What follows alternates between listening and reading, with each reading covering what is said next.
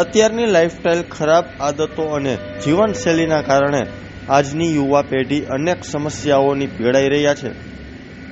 પહેલાના સમયમાં આંખમાં મોતિયો અને બહેરાશ વૃદ્ધ અવસ્થામાં આવતી હતી, પણ યુવા પેઢીમાં આ લક્ષણો જોવા મળી રહ્યા છે. કાનમાં બહેરાશ હવે તો નાની ઉંમરના બાળકોમાં પણ જોવા મળી રહ્યો છે. જો લાંબા સમય સુધી મોટા અવાજે ગીત સાંભળવા, ફોન પર સતત વાતો કરવી, ડીજે અથવા લાઉડ મ્યુઝિક સાંભળવાથી આપણી શ્રવણ શક્તિ પર ગંભીર અસર થાય છે. ત્યારે આવો જાણીએ રાજકોટના ઈએનટી ડોક્ટરે શું કહ્યું છે. સાંભળવાની શ્રવણ શક્તિ વિશે આજે આપણે વાત કરીએ.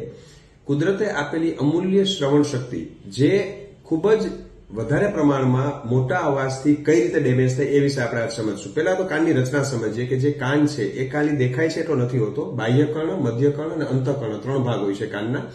જ્યારે આપણે સાંભળીએ છીએ ત્યારે એક મિકેનિઝમ પણ આપણે જોઈએ રિપ્રેઝન્ટેશનમાં કે ગ્રાફિકલી આપ જોવા જાઓ તો જે મિકેનિકલ હિયરિંગ છે કે જેની અંદર સાઉન્ડ વેવ કાનની અંદર પ્રવેશે છે અને કાનની અંદર જે સાઉન્ડ વેવ જાય તરંગો અને એ અંદર પ્રવેશે પછી જે કાનનો જે આપણો પડદો હોય છે એની સુધી પહોંચે છે કાનની અંદર, અને એ જે પડદા સાથે જયારે સાઉન્ડ વેવ અથડાય અને પાછળ હાડકીની મુવમેન્ટ થાય અને અંતે સાઉન્ડ વેવ કાનના આ મધ્યકર્ણ છે અને અંતે કાનની જે મગજની અંદર નજીકનો ભાગ હોય છે ત્યાં સુધી પહોંચે છે.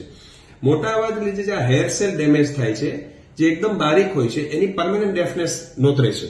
આજકાલના યુથ અને યંગસ્ટર્સ મોટા પ્રમાણમાં મોટા અવાજને લીધે જે ડેફનેસ આવે છે, મોબાઈલનો વધારે પડતો ઉપયોગ, લાઉડ સાઉન્ડ, મ્યુઝિક, ડીજે, આ બધાને લીધે બેરાશ નોતરાય છે. નાના બાળકોની અંદર જયારે ગર્ભમાં માતાના ગર્ભમાં જયારે બાળક હોય ત્યારે જયારે ઇન્ફેક્શન થાય, એને રૂબેલા વાયરસનો કોઈ ચેપ લાગે માતાને કે સાયટોમેગાલો વાયરસનો ચેપ લાગે તો એ બાળકને જન્મથી બેરાશ આવવાની શક્યતા રહે છે.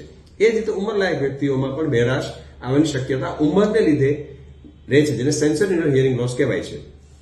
વર્લ્ડ હેલ્થ ઓર્ગેનાઇઝેશનના ડેટા પ્રમાણે હાલમાં 1.5 બિલિયન લોકો વિશ્વમાં બેરાશથી પીડાય છે, જે 2050 સુધીમાં 2.5 બિલિયન સુધી પહોંચી શકે છે, અને 63 મિલિયન લોકો ઇન્ડિયામાં બેરાશથી પીડાય છે. વિશ્વની ટોટલ વસ્તીના 20% લોકો જે ખાસ કરીને બેરાશની સમસ્યાથી પીડાય છે, અને એ પ્રિવેન્ટેબલ કોઝ છે.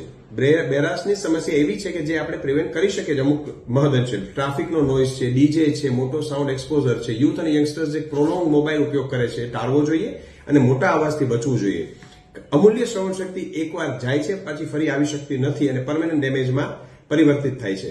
એટલે મારી આપ સર્વને એક અપીલ છે કે મોટા અવાજથી કાનને પ્રોટેક્ટ કરવો જોઈએ, લાઉડ મ્યુઝિક, મોબાઈલનો દુરુપયોગ ટાળવો જોઈએ, અને ખાસ કરીને જ્યારે સિમ્ટમ્સ જણાય ત્યારે ઓડિયોમેટ્રી વડે એનું નિદાન થાય છે. ડેસિબલમાં એક મેઝરમેન્ટ હોય છે કે અમુક ડેસિબલથી વધારે એટલે 60, 70, 80, 90 ડેસિબલથી વધારે જ્યારે ડેફનેસ એ પ્રોફાઉન્ડ ડેફનેસ કહેવાય છે, જે મોટા સાઉન્ડમાં એક્સપોઝર થાય ત્યારે થાય છે. એટલે ઓડિયોમેટ્રી ચેકઅપ કરાવી ઈએનટી સ્પેશિયાલિસ્ટ પાસે નિદાન કરાવવું જરૂરી બને અને અમૂલ્ય શ્રવણ શક્તિને બચાવવી જોઈએ. Thank you.